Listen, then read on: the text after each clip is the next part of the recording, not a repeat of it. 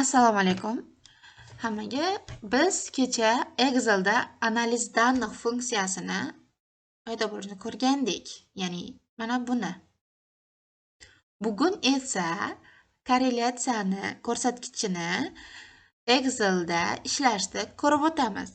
Buning uchun bizga eng avvalo jadval kerak bo'ladi. Ya'ni mana jadval. Buni nusxalab olamiz. Keyin Excelga joylaymiz. Va ma'lumot o'rnidan aytib o'tishim kerakki, korrelyatsiya bu ikki ko'rsatkich o'rtasidagi o'zaro bog'liqlik darajasini ko'rsatuvchi ko'rsatkich hisoblanadi.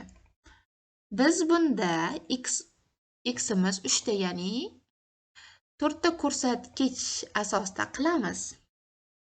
Bu y, bular esa x. GDP bu yalpi ichki mahsulot. MS bu pul massasi. GAIF endi talaffuzda adashgan bo'lishim mumkin. Bu o'rtacha yillik ish haqi. Ample bu bandlik darajasi. Biz listimizni nomlab olamiz. Oldin shuni mana korrelyatsiyani qilganim. Endi xuddi shuni qanday ishlanishini ko'rib o'tamiz. Eng avvalo mana Daniyaga kirib analizlarni turibdi. Buni bosamiz. Keyin bizda mana bunday oyna paydo bo'ladi. Bu yerdan korrelyatsiyani tanlaymiz. Keyin OK tugmasini bosamiz. Va biz topishimiz kerak bo'lgan ko'rsatkichlarni belgilaymiz.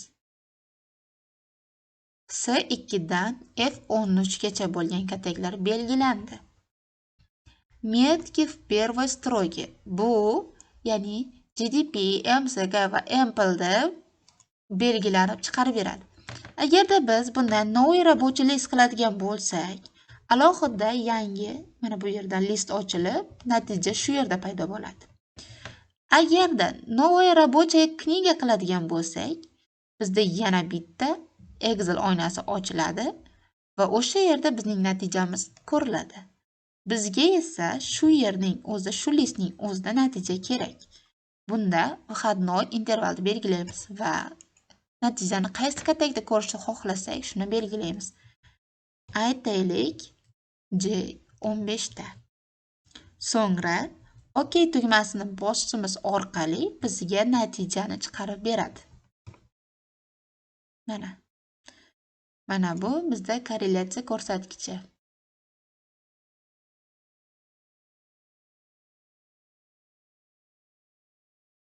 Bular bog'lanish. Mana GDP bilan GDP bir-biriga bir ko'rsatkichda bog'lanadi. MS bilan qanday bog'lanishiga GAIF bilan Ample bilan. Ya'ni pul massasi bilan o'rtacha yillik ish haqi hamda bandlik darajasi bilan qanday bog'lanishi, yalpi ichki mahsulot. Qolganlari ham xuddi shunday. Endi keyingi darslarda mana regressiya tenglamasi,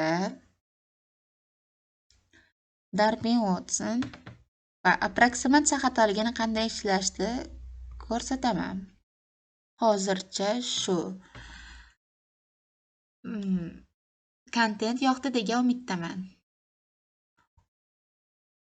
E'tiboringiz uchun rahmat.